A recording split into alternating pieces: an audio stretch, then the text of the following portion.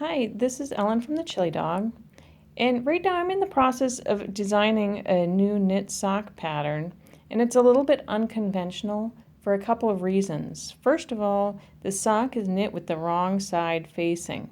This is actually what's going to be on the inside of the sock when it's done. Second, I'm using a method called twining, and it's a color work method where you're alternating colors, but instead of holding the yarn as you might traditionally with one color in one hand and one in the other, you're actually working both colors with one hand. So let me show you what twining is and how it's done, and then I'm going to flip the sock the other direction so that you can see what's happening on the other side, because it's pretty interesting. So as I said, with twining, you're working in alternating colors. So here I'm going white, blue, white, blue. And the idea is that you're twisting the yarn up around itself, and you work one round twisting one direction, and you can see here already I've worked most of my round and the yarn is already twisted up on itself. And then the next round you would work in the opposite direction to untwist these strands of yarn. So let me show you how it goes here.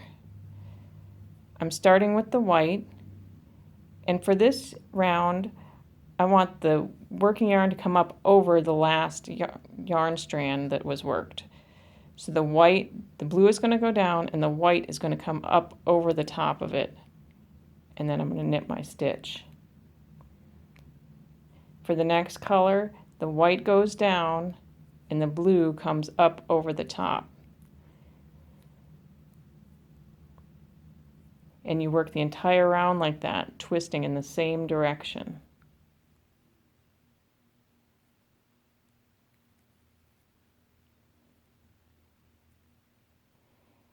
And you want to make sure that you're not knitting your stitches too tight, otherwise your work just becomes really, really tight and uncomfortable.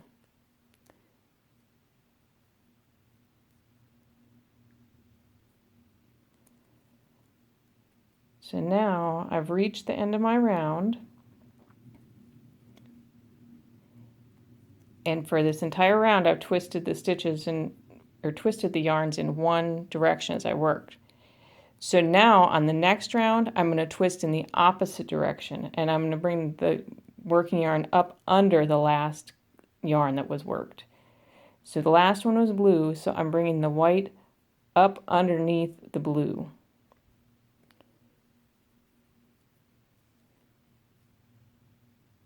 And getting started is a little bit tricky, but once you find a rhythm, it's actually a lot easier than you would think. So bring it up under.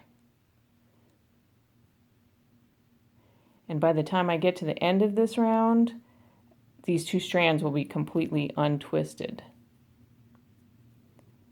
And if it's easier while you work to think about it instead of coming up over under the yarn, to think about it as going clockwise or counterclockwise twisting it, that's totally fine.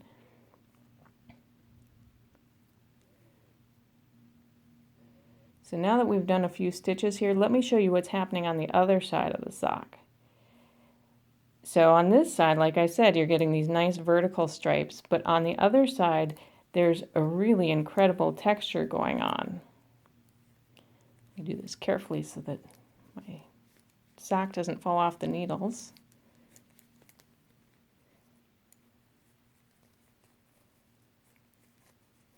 So this is actually the right side of my sock, and as you can see, it has this really incredible texture that is a little bit unconventional with knitting.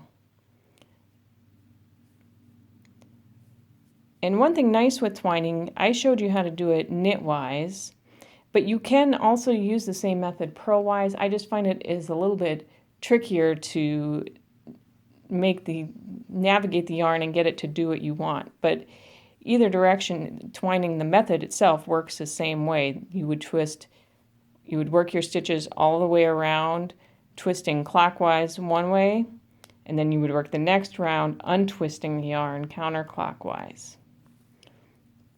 So I hope you've learned a little bit about twining, and we'll give it a try, and happy knitting!